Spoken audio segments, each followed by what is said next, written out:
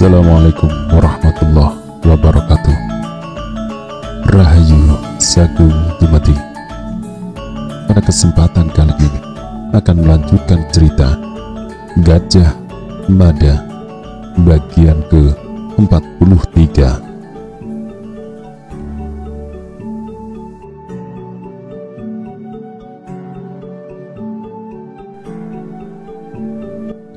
Seperti terbuai oleh semilir angin, angan-angan emban gemuk itu tiba-tiba membumbung. Ucapan emban yang lebih tua yang dibingkai dengan indah itu membuat hati emban gemuk itu senang. Benar demikian? Tanya emban gemuk itu. Emban gemuk itu termangu. Tatapan matanya dengan cepat berubah berbinar-binar. Bahkan sejenak kemudian senyumnya mengembang. Aku bisa menjadi seorang permaisuri? Tanya emban bertubuh gemuk itu. Tergantung apakah kau mampu memanfaatkan keadaan atau tidak, jawab emban yang berusia lebih tua. Kau harus bisa mengambil hati Rakuti dan memanjakannya. Kalau Tuanku Kuti berkenan, apa yang aku ungkapkan itu benar-benar akan menjadi kenyataan. Emban bertubuh gemuk itu kian terhayun, angan-angannya makin melambung. Emban gemuk yang semula menangis sesungguhkan itu mendadak berubah. Senyumannya merekah, seolah senyum itu meninggalkan jejak di mana-mana. Aku tidak mengira Rakuti ternyata gemar wanita bertubuh gemuk. Selera yang aneh, ucap emban yang lebih tua itu dalam hati. Apa yang diucapkan Tanca akhirnya menjadi kenyataan. Apa yang dilakukan Rakuti terhadap emban gemuk itu menjalar menjadi gunjingan di mana-mana. Semula hanya para emban saling berbisik, bertukar cerita, tetapi dengan cepat cerita itu menyebarkan aroma bau busuk ke segala sudut. Cerita yang semula hanya sebatas gunjingan para emban akhirnya menjadi pembicaraan para prajurit. Bahkan cerita itu keluar pula dari dinding yang nantinya akan menjadi bibit kisah yang dibicarakan dengan seru oleh siapapun. Dalam pada itu, seiring dengan waktu yang terus berlalu, Gajah Mada yang mengiring Jaya Negara dengan dikawal Bayangkara Jayabaya terus berderap memacu kudanya ke barat. Bekal Gajah Mada yang berkuda paling depan sama sekali tidak banyak berbicara. Di belakangnya Kolo Gemet berkuda sambil mulai terkantuk. Jaya Negara yang pada mulanya agak canggung kian terampil memegang tali kekang kendali kudanya. Bahkan untuk beberapa saat lamanya Jaya Negara menikmati pengalaman baru itu. Berkuda ternyata bisa memberikan kegembiraan melebihi indahnya saat melihat semua orang menunduk-nunduk menyembahnya.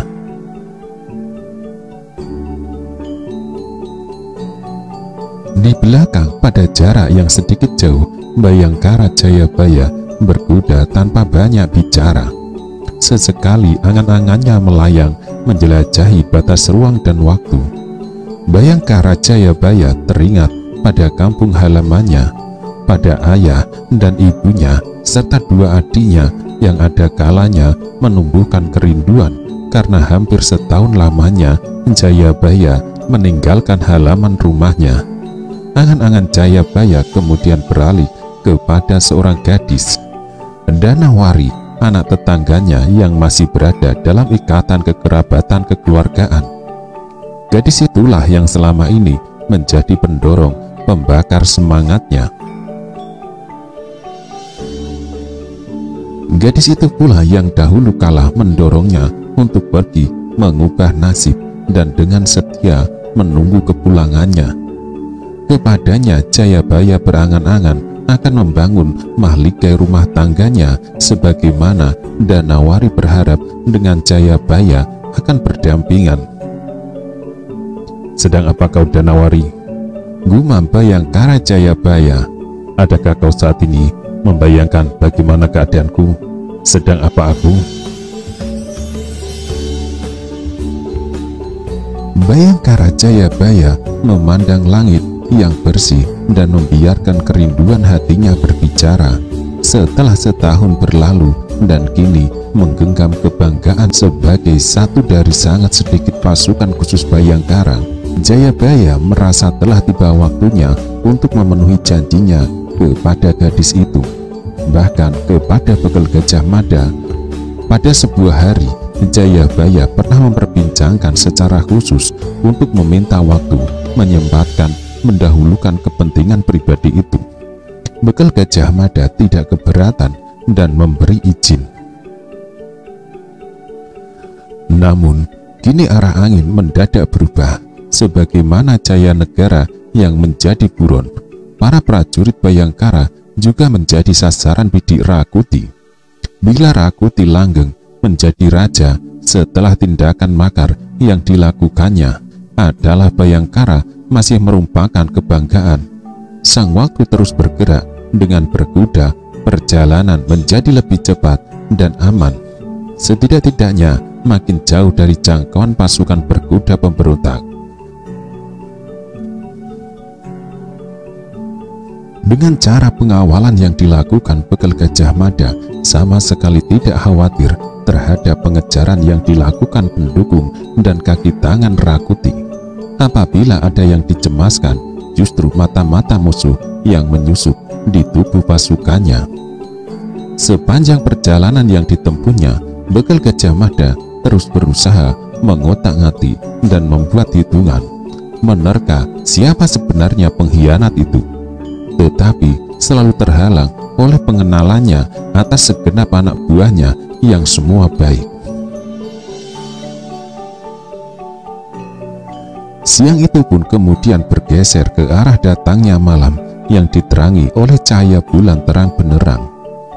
Setelah memerlukan istirahat sejenak untuk memberikan kesempatan kepada kuda-kuda tunggangannya mengisi perut dengan menyantap rumput menghijau yang tumbuh subur di tepian sebuah sungai, Gajah Mada memimpin perjalanan itu kembali dengan mengabaikan keluhan Jayanegara yang merasa amat pegal seluruh tubuhnya.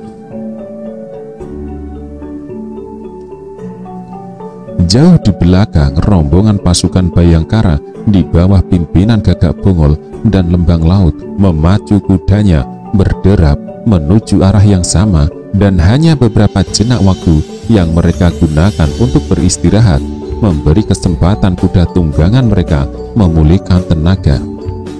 Jarak yang membentang dengan ibu kota Majapahit makin jauh dan makin jauh. Membayangkan jarak yang demikian jauh itu, Rakuti tentu merasa tak yakin akan mampu meringkus Jayanegara yang dianggap bisul di tubuhnya. Apalagi dengan jarak yang demikian jauh, pada jarak jangkauan cukup saja sulitnya tidak ketulungan, mengingat pasukan Bhayangkara yang hanya kecil saja itu punya kemampuan bertahan luar biasa, juga banyak akalnya. Sang waktu bergulir hingga pagi berikutnya tiba. Jayanegara benar-benar dalam keadaan letih. Di sebuah perempatan jalan, Gajah Mada menghentikan kuda tunggangannya. Gajah Mada tidak berbicara apapun, tetapi matanya yang tajam memandang beku ke jalan panjang di depan yang entah berujung kemana. Isyarat tangan kiri yang diangkat dan mengepal segera diterjemahkan oleh Bhayangkara Jayabaya. "Bagaimana Kakang Bekel?" bertanya Jayabaya. Kartika Sinumping, Panjang Sumprit, dan Lembu Pulung memperhatikan dari atas kuda masing-masing.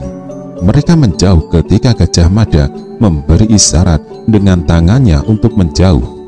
Ketika Bhayangkara itu tahu Bekel Gajah Mada akan memberikan perintah sandi atau perintah khusus.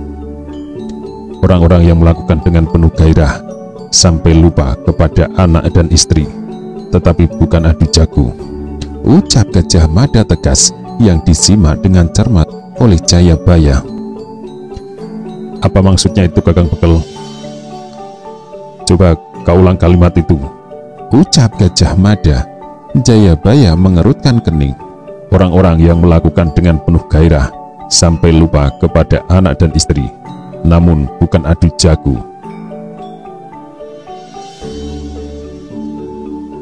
Wajah Gajah Mada masih tetap membeku. Namun sejenak kemudian ia mengangguk.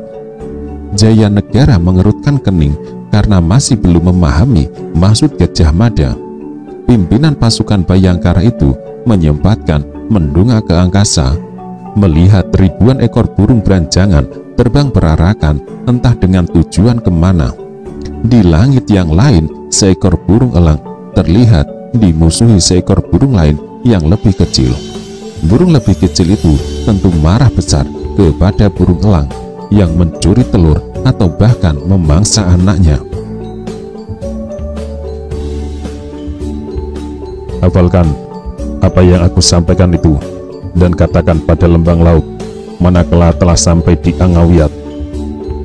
Dari perempatan jalan ini aku akan mengambil arah lain. Kemana lembang laut menyusul adalah dari bagaimana otaknya bisa menemukan jawaban dari kalimat sandi itu, ucap Gajah Mada. Bhayangkara Jayabaya mangut-mangut. Kamu panjang sumprit dan lembu bulung, lanjutkan perjalananmu sekarang juga. Sementara perjalananku berikutnya hanya akan ditemani Kartika Sinumping. Lanjut Gajah Mada lagi. Tanpa harus banyak diulas lagi, Bhayangkara Jayabaya segera bertindak menerjemahkan perintah itu dengan tangkas.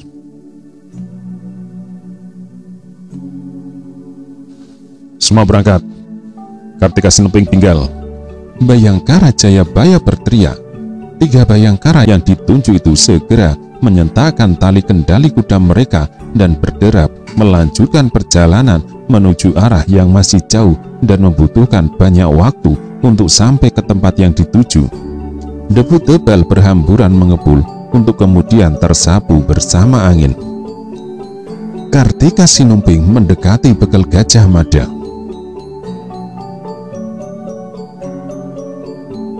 Kelak kita akan kembali untuk menjungkalkan Rakuti dari perbuatannya. Oleh karena itu, mendahului saat itu tiba, aku minta kau melaksanakan perintah yang aku berikan, ucap Gajah Mada. Kartika Sinumping memandang tajam tetapi tak berbicara apapun. Kamu kembalilah ke kota Raja Majapahit untuk mempersiapkan segala sesuatu. Aku beri kewenangan kepadamu sepenuhnya untuk mengambil langkah dan tindakan guna mempersiapkan serangan balik yang mematikan. Lakukan hubungan dengan pihak manapun yang masih mendukung Tuanku Jaya Negara. Pantau tindakan apa saja yang dilakukan Rakuti dan bagaimana sikap rakyat dalam memandang pemerintahannya.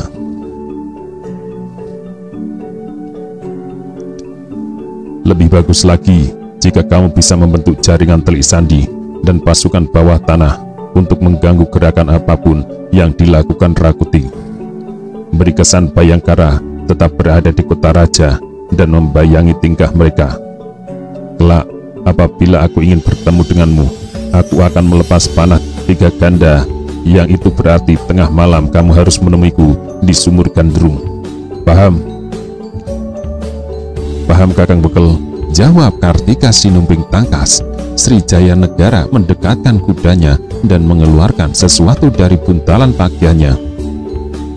Bawa ini sebagai bukti kau tidak ubahnya aku, kata Kolo Gemet. Kolo Gemet yang di kemudian hari bergelar Sri Jaya Negara itu menyerahkan sebuah lencana terbuat dari emas mengkilat.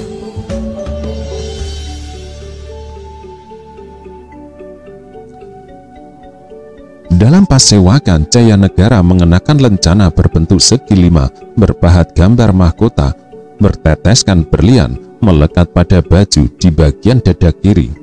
Mahapati Aryatada juga memiliki lencana sebagai tanda jabatan Mahapati yang didudukinya, tetapi tidak terbuat dari emas. Jangan sampai benda ini hilang, ucap Gajah Mada.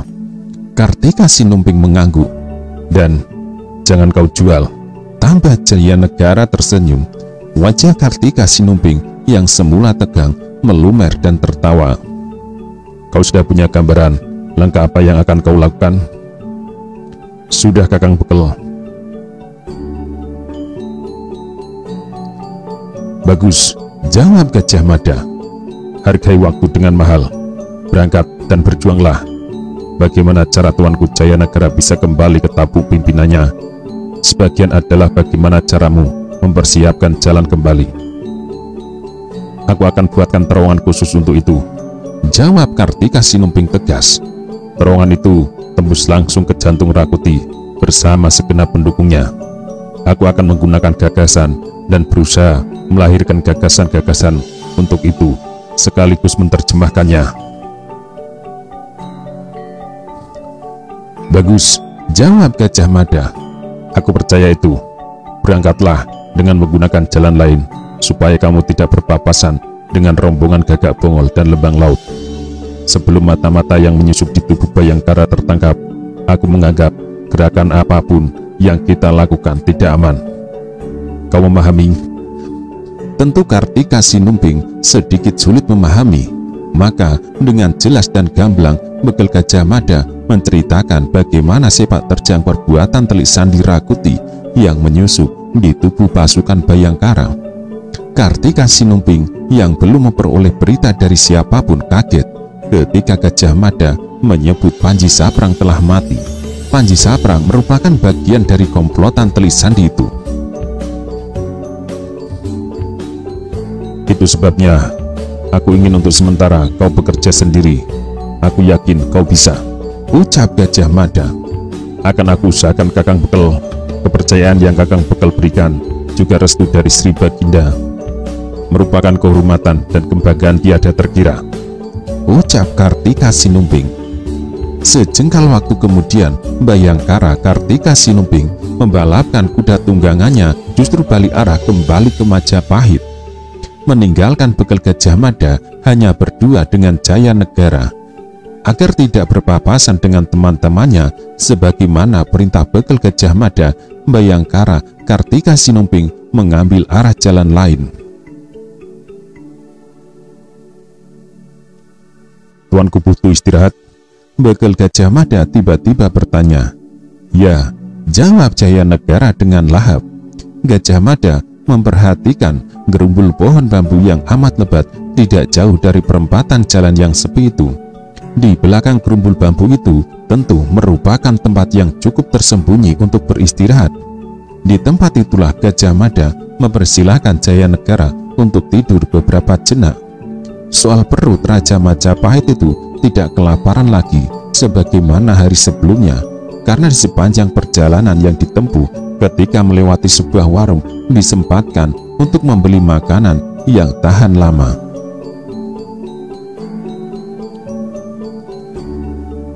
Jayanegara yang berbaring beralas rerumputan berbantal buntalan barang bawaan milik Gajah Mada itu bangkit lagi. Orang-orang melakukan dengan penuh gairah sampai lupa kepada anak dan istri, tetapi bukan adu jago. Apakah itu maksudnya Gajah Mada? Bertanya Jayanegara. Gajah Mada menoleh. Itu petunjuk bagi Bongol dan Lembang Laut, kemana ia harus menyusul kita. Kemana? Bertanya Jayanegara. Gajah Mada tak bermaksud tersenyum, juga tak bermaksud bercanda dengan apa yang diucapkannya. Hamba tuanku, berkata Gajah Mada, hamba tidak boleh memberitahu tuanku, karena tuanku nanti akan membocorkan kepada orang lain. Jayanegara tertegun. Namun sejenak kemudian Jayanegara tertawa. Silakan tuanku beristirahat. Agak siang kita melanjutkan perjalanan menemui Lurah Kudadu, jawab Gajah Mada. Lagi-lagi Jayanegara yang bermaksud membaringkan diri beralaskan rumput itu bangkit lagi.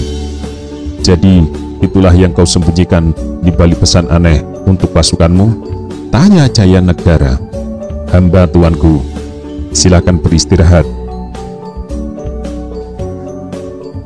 Sri Jayanegara berbaring dan dengan cepat dorongan rasa capek dan kantuk menyebabkan raja tergusur itu tidur pulas. Gajah Mada mengamati keadaan dan kembali harus meyakinkan kuda-kudanya berada di tempat aman dan tidak akan menarik perhatian siapapun. Pada dasarnya deretan rumpun bambu yang amat tebal itu memang menyembunyikan keberadaannya.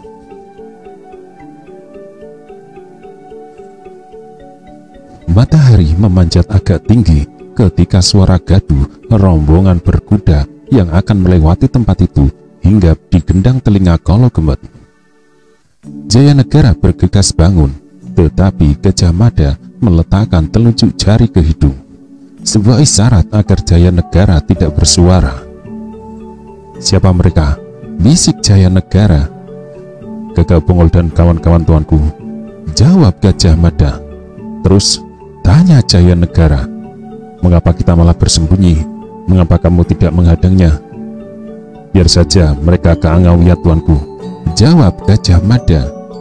"Dari Angawiyat, Lembang Laut dan Gagak Bongol akan menyusul kita ke Pegunungan Kapur Utara."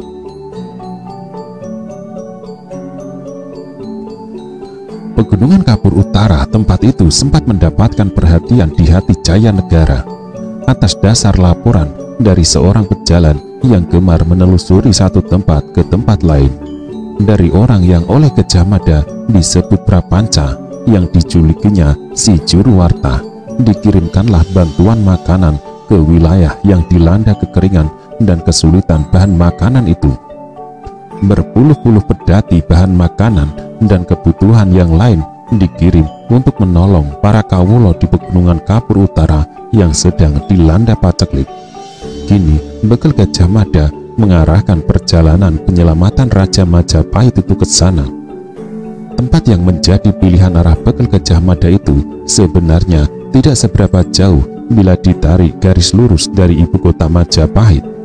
Tetapi karena perjalanan melingkar yang dipilih dalam rangka menghapus jejak, perjalanan itu menjadi 2 kali lipat jauhnya. Derap rombongan berkuda itu makin lama makin dekat. Dari sela-sela rimbun pohon bambu, Gajah Mada dan Sri Jayanegara melihat rombongan pasukan berkuda itu memang benar Gagak Bongol dan Lembang Laut beserta segenap pasukan Bayangkara. Berkuda paling belakang ikut membedal kuda penuh semangat adalah Singapareben. Namun Gajah Mada segera mencuatkan kedua alisnya. "Ada apa?" bertanya Jayanegara Kolo Gemut.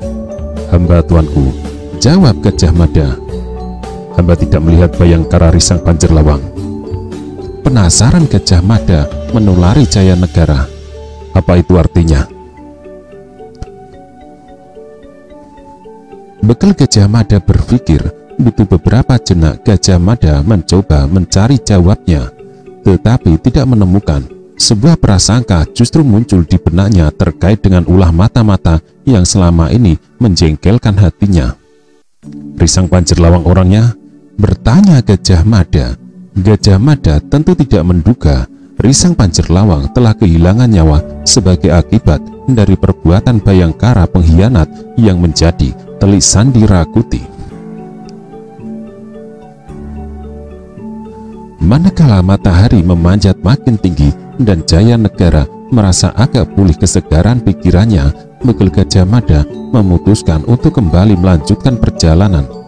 Tidak sebagaimana rombongan pasukan Bayangkara yang mengambil jalan lurus ke arah matahari tenggelam. Bekal Gajah Mada mengambil jalan menyimpang ke kanan. Perjalanan yang akan ditempuh menuju Pegunungan Kapur Utara dengan berkuda setidaknya membutuhkan waktu sehari semalam. Sebaliknya, perjalanan yang ditempuh Lembang Laut beserta Gagak Bongol dan anak buahnya menuju ke Angawiyat membutuhkan waktu lebih panjang karena jaraknya lebih jauh. Apabila dari Angawiyat nantinya melanjutkan perjalanan ke Kudadu, jarak tempuhnya lebih jauh lagi karena perjalanan yang melingkar kembali ke arah timur menyusur Jawa bagian utara. Ketika menyusur lebatnya hutan Saradan, lamat-lamat di arah surya tenggelam terlihat megahnya Argo Lawu yang menjulang tinggi menggapai langit. Dari Angawiyat, bentuk gunung itu terlihat lebih jelas dengan arah pandang ke arah barat laut. Sehari semalam pun kemudian berlalu. Rombongan pasukan berkuda di bawah pimpinan Lembang Laut dan Gagak Bongol akhirnya tiba di Angawiyat. Di sebuah bulak panjang nyaris tanpa tepi, di tempat yang banyak ditumbuhi ilalang serta rumput alang-alang, Bayangkara Jayabaya, Panjang Sumprit, dan Lembang Pulung membuat perapian berjajar 3 dan masing-masing sedikit terpisah. Di mata orang yang tidak memahami, asap yang membumbung dari perapian itu tak lebih dari perbuatan petani yang membersihkan ladang dari daun-daun kering. Namun tidak demikian bagi pasukan Bayangkara yang dipimpin Lembang Laut dan Gagak Bongol. Warna kekuningan pada asap yang mengapung di udara terbawa ger angin mempunyai makna tertentu.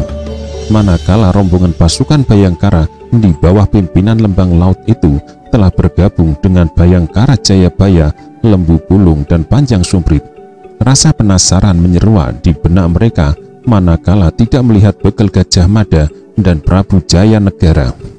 Namun semua segera memahami ketidakberadaan Gajah Mada dan Sri Jaya Negara itu merupakan bagian langkah pengamanan yang diambil Gajah Mada. Sebagaimana yang aku duga, bahwa Anggawiat ini tak lebih seperti Kriyan, arah untuk menyesatkan Rakuti, berkata Telik Sandi Rakuti yang menyusup dalam tubuh Bayangkara itu untuk diri sendiri. Gagak Bongol dan Lembang Laut memisahkan diri, berdiri bersebelahan Panjang Sumprit. Lembu Bulung memperhatikannya. Kita telah sampai di Anggawiat. Langkah berikutnya apa? Bertanya Gagak Bongol. Lembang Laut merasa bingung. Aku tidak tahu. Kakang Bekel mengatakan sesampai di Anggawiat akan ada yang memberitahu kita kemana selanjutnya kita menempuh perjalanan. Lembu Bulung yang bisa menebak pembicaraan apa yang terjadi antara Gagak Bongol dan Lembang Laut bergegas mendatanginya.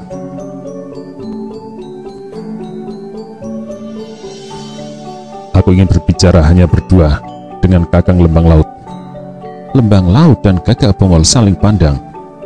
Kamukah orangnya? Bertanya Lembang Laut dalam nada berbisik. Ya, jawab Lembu Bulung. Lembang Laut dan Lembu Bulung segera memisahkan diri dari tempat masing-masing. Segenap Bayangkara memperhatikan dengan cermat. Segenap Bayangkara tahu mana apa yang berada di balik pembicaraan itu. Demikian juga dengan Telik Sandi mata-mata Rakuti. Dari balik wajahnya yang bagai mengenakan topeng berlapis-lapis ikut memperhatikan dan menerka. Perhatian yang diberikan mata-mata itu jauh melebihi para Bayangkara yang lain. Lembang Laut memandang Lembu Bulung amat tajam. Orang-orang melakukan dengan penuh gairah sampai lupa kepada anak dan istri.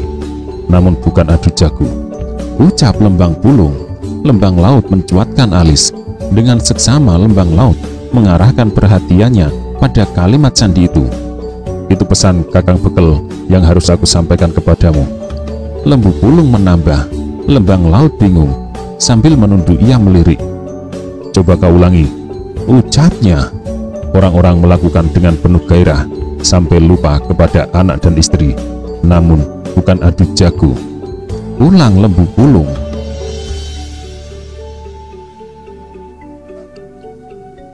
Kening Lembang Laut tampak berkerut memecah teka-teki itu, tetapi tidak menemukan Lembang Laut, justru mengembalikan pertanyaan itu kepada Lembu Bulung. Tahu apa artinya itu? Tanya Lembang Laut. Lembu Bulung menggelengkan kepala. Lembang Laut mengulang. Orang-orang melakukannya dengan penuh gairah sampai lupa kepada anak dan istri.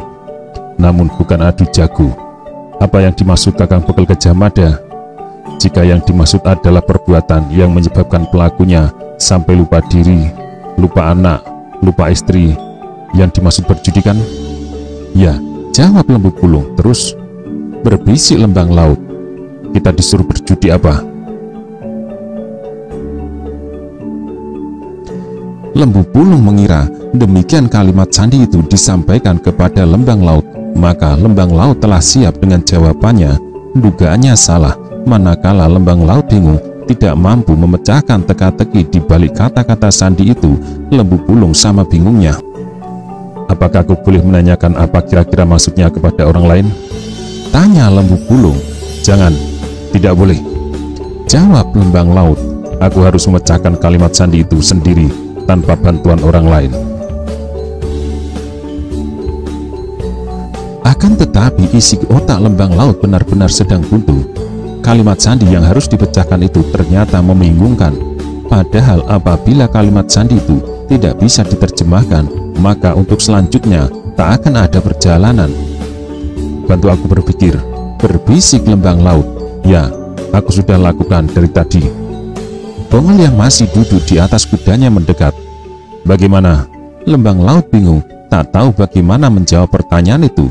Di satu sisi, lembang laut merasa harus merahasiakan kalimat sandi petunjuk arah perjalanan yang harus ditempuhnya. Di sisi lain, ia tidak berhasil menemukan teka-teki di balik kalimat sandi itu. Ada baiknya kita beristirahat, jawab lembang laut. Sampai kita berhasil menemukan arah kemana harus menyusul Kakang Bekel. Gagak Bongol terheran-heran. Kenapa? Kalimat sandi yang ditinggalkan Kakang Bekel agak sulit diartikan. Aku sedang berusaha keras mencernanya. Gagak Bongol segera memutar kudanya. Kita beristirahat. Perintah telah diberikan.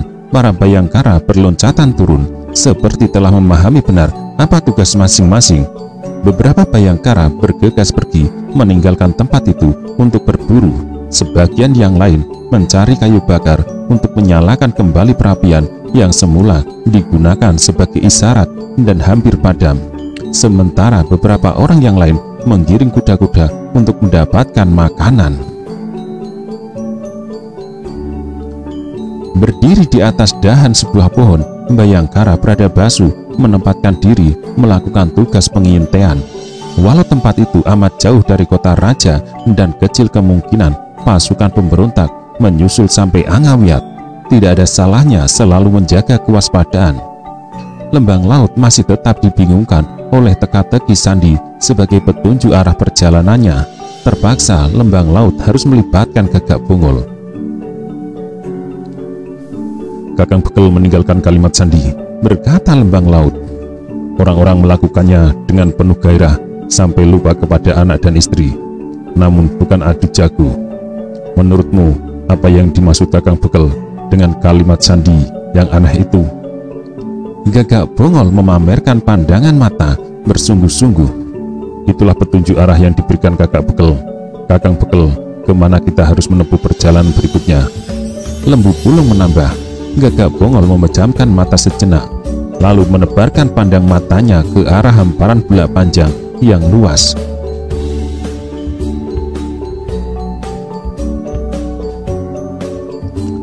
Rasanya jawaban dari pertanyaan itu ada pada permainan judi. Jika yang dimaksud selain adu jago, judi dimaksud bisa permainan dadu, bisa mengadu balap kuda, atau bahkan permainan adu bentik pun bisa dijadikan permainan judi. Yang mana dimaksud Kakang Bekel? Itulah anehnya, jawab lembang laut.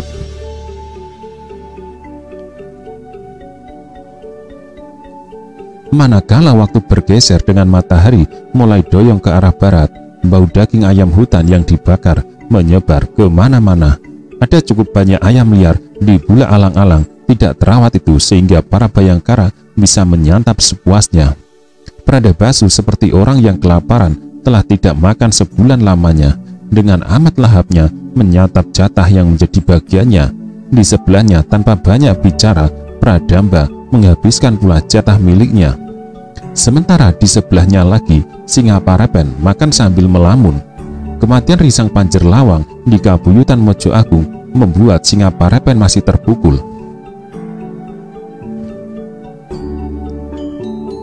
Di antara mereka yang sedang makan bersama tanpa banyak bicara itu, Telik Sandi Rakuti berpikir keras mencoba menebak kemana Bekel Gajah Mada berusaha menyelamatkan Jaya Negara. Sebelumnya tebakan atas Kabuyutan Mojo Agung terbukti benar. Kemana arah berikutnya ternyata tidak mudah untuk dipecahkan. Untuk mengetahui langkah yang diambil Bekel Gajah Mada, haruslah membayangkan bagaimana cara Gajah Mada berpikir. Gajah Mada memang gila, ucap orang itu. Rasanya tak ada orang yang gila yang melebihi gilanya Gajah Mada. Pengawalan terhadap raja menggunakan cara ngawur. Harusnya raja dikawal beramai-ramai, bukan seperti bermain peta umpet seperti ini. Telik Sandi itu mengurai ikat pinggangnya untuk memberi kelegaan pada perutnya yang kenyang. Aku punya teka-teki. Tiba-tiba Gagak Bongol menceletuk. Siapa yang bisa menjawab? Perhatian telik sandi itu seketika tersita. Walau demikian, dengan segera mata-mata pendukung Rakuti itu mengaburkan kesan apapun dari wajahnya. Yang dilakukan mata-mata itu justru berbaring di atas rerumputan sambil memejam. Dengan tangan kiri diselundupkan ke perut untuk mengelus-ngelus rasa kenyang. Ada tanah lapang, lebar nan luas. Gagak Bongol menguraikan teka-tekinya. Ada hamparan hijau nan luas. Lalu ada dua gundukan seperti pantat. Di bawahnya ada gundukan dengan totol-totol hijau. Apakah itu? Para Bayangkara yang sedang makan saling pandang. Bayangkara Gagak Bongol sendiri telah selesai makan. Tidak ada yang bisa? Tidak seorang pun menjawab. Ada tanah lapang lebar nan luas. Itu memang tanah lapang luas yang dihampari rumputan menghijau. Dua gundukan seperti pantat itu. Aku sedang berjongkok. Gundukan kuning dengan totol-totol hijau itu. Tahiku dirubung lalat hijau. Gagak Bongol mengakhiri ceritanya dengan tawa ngakak. Sebaliknya merah padam wajah Pradabasu yang sedang menyelesaikan makan. Gila nih, teriak Pradabasu keras. Aku masih belum selesai makan. Pradabasu ternyata memiliki kepekaan luar biasa kepada hal-hal menjijikan. Mendadak Pradabasu berdiri dan terpaksa mengeluarkan isi perutnya. Singa Parapen yang dililit duka oleh kematian Risang Panjer Lawang ternyata bisa tertawa menyaksikan kekonyolan teman-temannya. Akan tetapi, walaupun Gagak Bongol berbicara hal-hal menjijikan, beberapa Bayangkara lain sama sekali tidak terpengaruh. Ayam yang aku makan ini belepotan tai sapi, celetuk Riung Samudra yang laki-laki disambut dengan derai tawa. Macan Liwung terpingkal. Pradabasu akhirnya ikut tertawa. Perhatian telik sandi pendukung Rakuti itu kembali terpusat manakala Lembu Pulung angkat bicara. Aku punya teka-teki, ucap Lembu Pulung. Orang-orang yang melakukan dengan penuh gairah sampai kepada anak dan istri, namun bukan adu jago, apakah itu? Itu judi, main dadu, jawab Singa Parapen seketika. Gagak Bongol dan Lembang Laut saling lirik dengan raut muka amat bersungguh-sungguh. Ada lagi? Bertanya Lembang Laut. Para Bayangkara mendadak terbungkam mulutnya manakala mereka mendadak curiga pertanyaan yang dilontarkan Lembu Pulung itu berupa ucapan sandi yang ditinggalkan Bekel Gajah Mada untuk mereka. Para Bayangkara bingung sebagaimana Bongol dan Lembang Laut masih didera teka-teki jawaban kalimat sandi itu. Jika ada yang menyembunyikan senyum rapat-rapat, orang itu adalah telik sandi Rakuti yang merasa mengetahui jawabannya. Judi yang bukan adu jago, judi apa kalau bukan dadu? Jika itu yang dimaksud Bekel Gajah Mada, tempat mana lagi kalau bukan kudadu di daerah pegunungan Kapur Utara?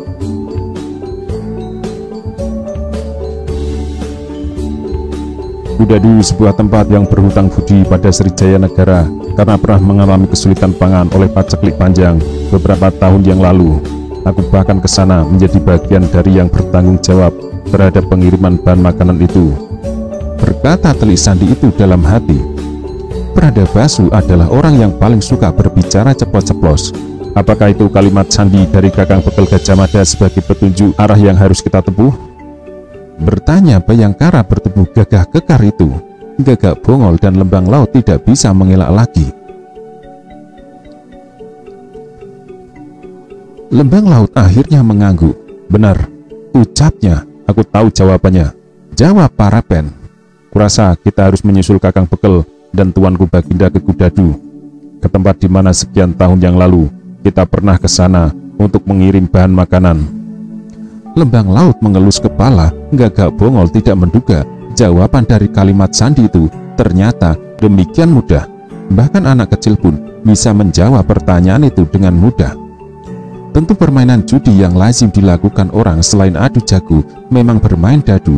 Sementara di pegunungan Kapur Utara sana terdapat sebuah desa bernama Dadu, atau bila disebut lebih lengkap adalah Desa Kudadu. Lembang Laut yang duduk itu kemudian berdiri untuk meminta perhatian kepada segenap Bayangkara. Lembang Laut menebar pandang mata menelusuri semua wajah.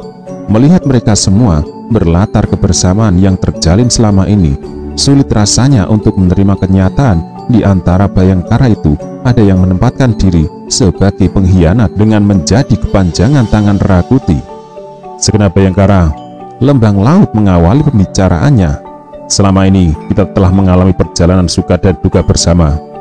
Medan apapun kita hadapi dengan penuh semangat, penuh kebersamaan, nyaris seperti sebuah keluarga.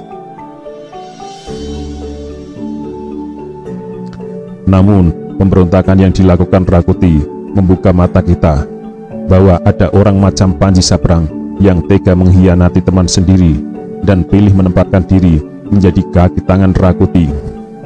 Panji Sabrang mati, rupanya masih ada yang lain yang menyusup menjadi benalu di tubuh kita. Terbukti dari Rakuti telah menelan umpan yang ditebar Kakang Bekel di Krian, juga dari penyerbuan yang dilakukan ke Kebuyutan Mojo Agung. Terakhir, kematian sahabat kita Risang Panjerlawang di Mojo Agung jelas bukan serangan prajurit pendukung Rakuti. Luka melintang di bagian belakang tubuh Risang Panjerlawang jelas dilakukan pengkhianat itu. Lembang Laut menghentikan kata-katanya untuk memperhatikan semua wajah yang menatapnya. Sungguh amat tak nyaman menaruh curiga kepada teman-teman kita sendiri.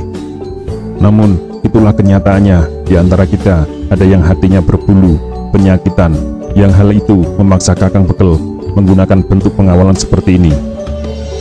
Kepadaku, Kakang Bekel Gajah Mada memberi kewenangan penuh. Jika pengkhianat itu berniat memberi pengakuan, kesalahannya akan diampuni, asal mau berjanji untuk mengubah sikapnya. Beberapa Bhayangkara saling pandang, tetapi Pradabasu tidak bisa menerima ucapan itu begitu saja. Termasuk kesalahannya membunuh Risang Panjerlawang akan diampuni, ledaknya. Tidak bisa. Parepen berteriak, pengakuannya tak bisa dibayar dengan pengampunan begitu saja. Kesalahannya membunuh Panjerlawang harus dibayar dengan nyawanya. Aku sendiri yang akan mengayunkan pedang membabat lehernya. Sesak dada Gagak Bongol.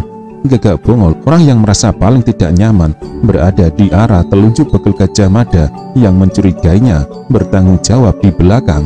Diketahuinya persembunyian raja di Kabuyutan Mojo Agung. Namun Gagak Bongol hanya bisa menahan beban berat itu.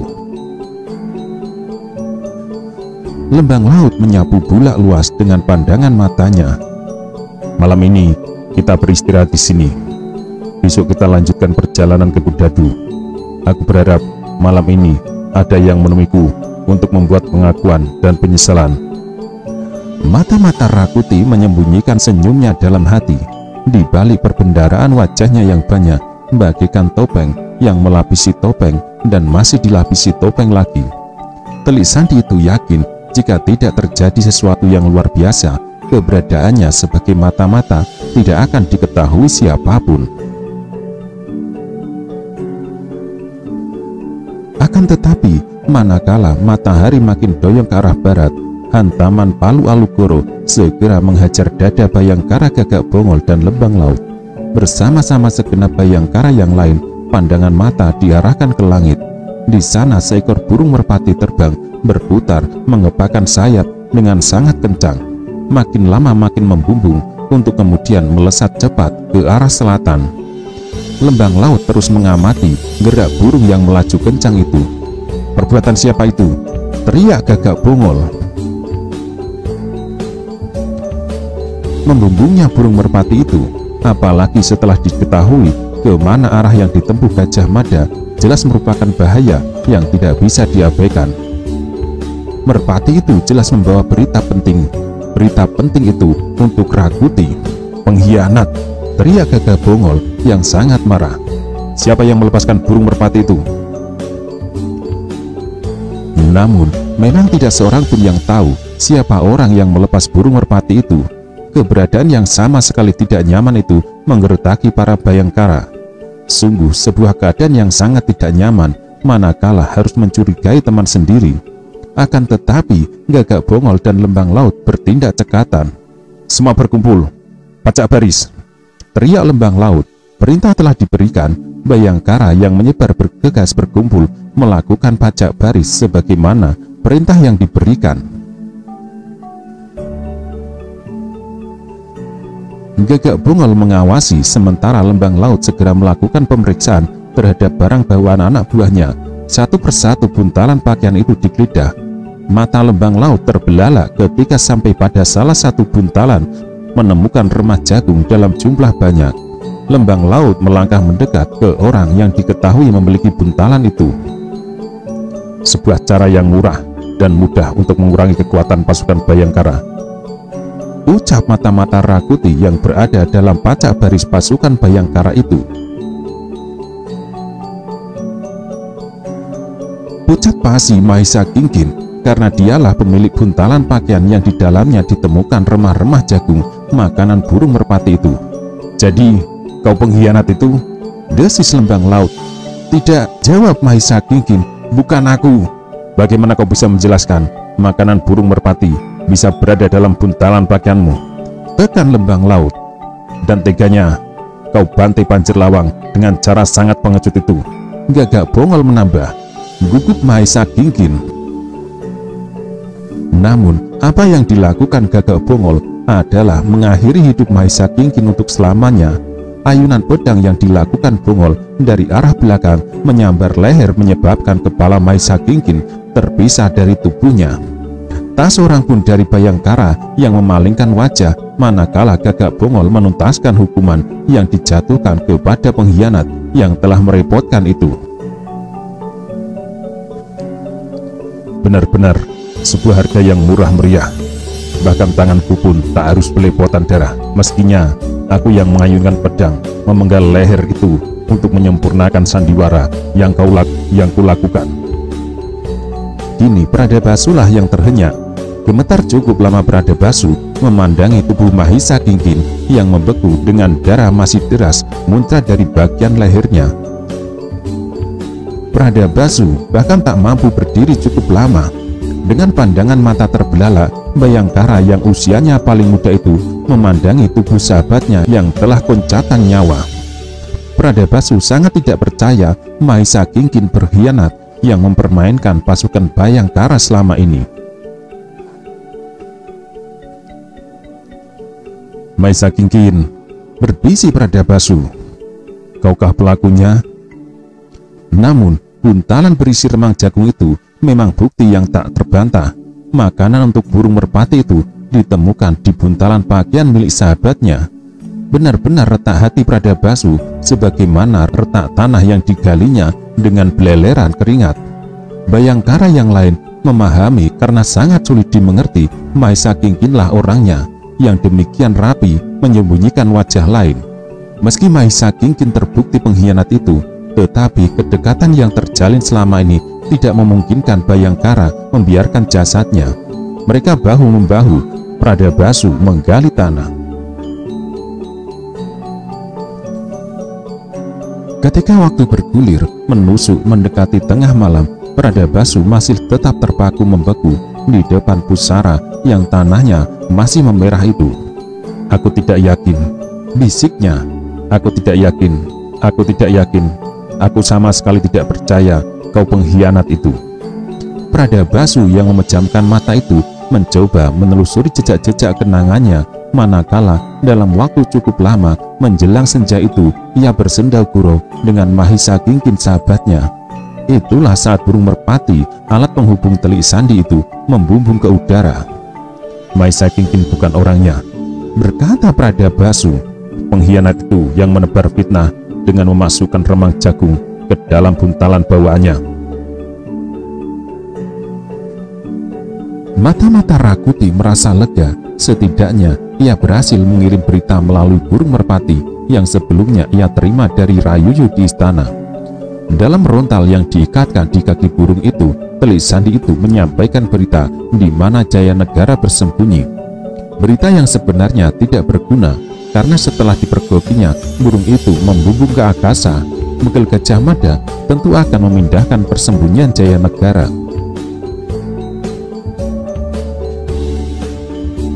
Yang lebih menguntungkannya, untuk sementara kecurigaan terhadap pengkhianat itu telah tiada. Dengan demikian ia mempunyai keleluasaan untuk bertindak. bahkan bisa menempatkan diri pada jarak yang amat dekat dengan Jayanegara, sedekat ayunan pedang menebas lehernya, bahkan sedekat taburan racun untuk membantai segenap Bayangkara yang ia merasa sangat tak terhormat atau berbangga hati berada di dalamnya. Lebih dari itu, upaya Telik Sandi itu memang tak ada manfaatnya karena Merpati dibawa bergerak terlampau jauh dari kota Raja Majapahit. Merpati yang melesat membumbung ke angkasa itu kehilangan lacak untuk kembali bertemu dengan merpati betina yang menjadi pasangannya. Tak jelas mengapa burung itu malah melesat berbelok ke barat, sementara setiap saat, setiap waktu Rayuyu selalu menengok kandangnya. Burung merpati jantan itu tidak pernah kembali. Meski meyakini Maisa Kingkin bukanlah orangnya, tetapi Pradabasu tidak mungkin mempersoalkan keyakinannya saat itu juga. Aku harus menemukan bukti. Aku harus bisa membuktikan Maisa Kingkin sama sekali bukan pengkhianat seperti yang dikira. Pasti ada yang melakukan fitnah keji. Kakang Gagak Bongol yang dengan kejam menebas kepalanya suatu ketika kelak harus menebus kesalahannya, gumam Bayangkara Pradabasu dalam hati.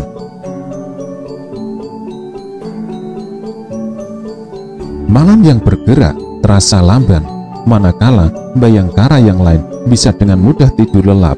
Tak demikian halnya dengan Pradabasu. Bayangkara berusia paling muda itu tetap terjaga. Gelisah hatinya tak mungkin terobati ketika Lembang Laut dan Gagak Bongol merasa pengkhianat pasukan Bayangkara telah berhasil ditemukan, bahkan dihabisi. Sebaliknya Pradabasu justru mulai memilah-milah wajah para Bayangkara. Aku harus bisa menemukan, desis pemuda tampan itu.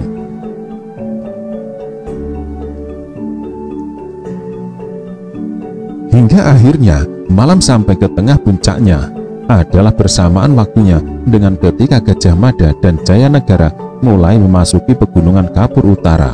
Hingga akhirnya Gajah Mada telah sampai di pintu gerbang Kudadu.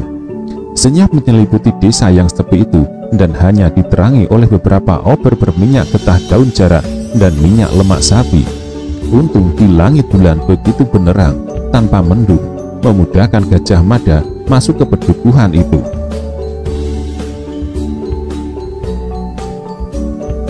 Apakah yang terjadi di Majapahit sudah terdengar sampai di tempat ini?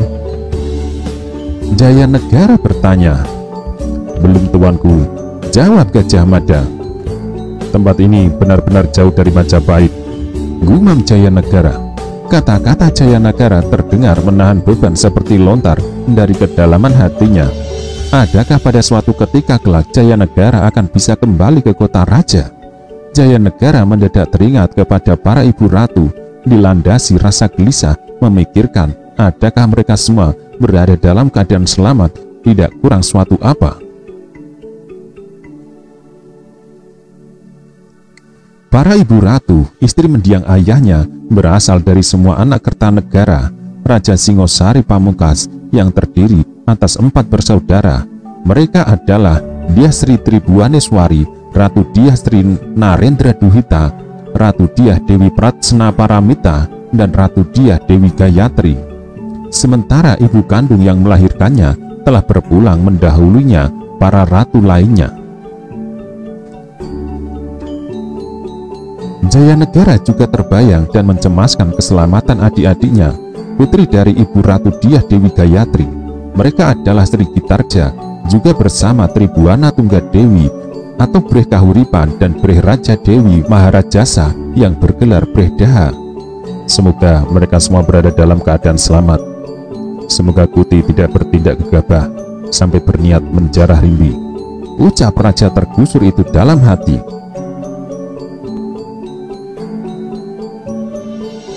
Derap kuda tak lazim di Kudadi itu menyebabkan segenap penghuni rumah di sepanjang jalan yang dilewati Jayanegara terbangun dan bertanya-tanya dalam hati, siapa gerangan orang yang berkuda yang baru lewat itu?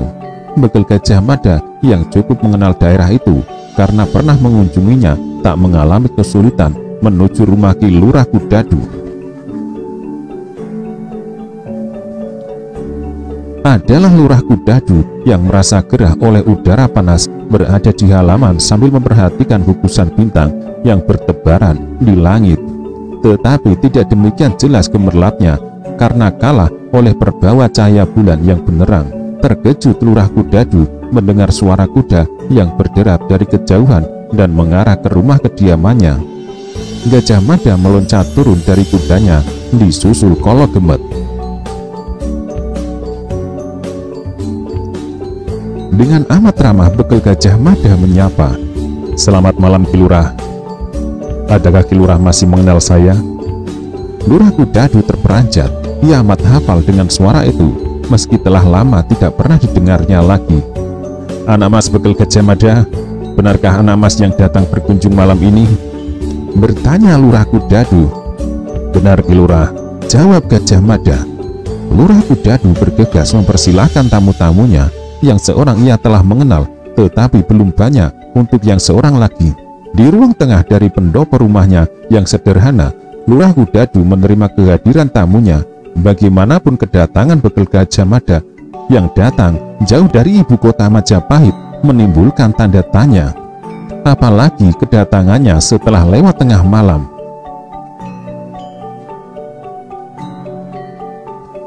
"Bagaimana kabar Ki Lurah selama ini?" tanya Gajah Mada. "Baik anak Mas, paceklik seperti yang pernah terjadi dahulu. Syukurlah tidak terulang kembali. Setidak-tidaknya dalam beberapa tahun ini hujan turun sebagaimana musimnya. Lumbung-lumbung pun penuh dengan cadangan bahan makanan. Pendek kata, Kudadu dan sekitarnya kini tak kurang suatu apa. Sebagian sawah yang dibuka tak lagi mengandalkan pada hujan, tetapi dengan air yang dialirkan dari Sungai Wedung melalui kerja keras gotong royong." Gajah Mada tersenyum. Lurah Kudadu memandang Jaya Negara. "Bersama siapakah anak Mas Bekel Gajah Mada datang kali ini?" "Cobalah Ki Lurah menebak dengan siapa saya datang kali ini," balas Bekel Gajah Mada.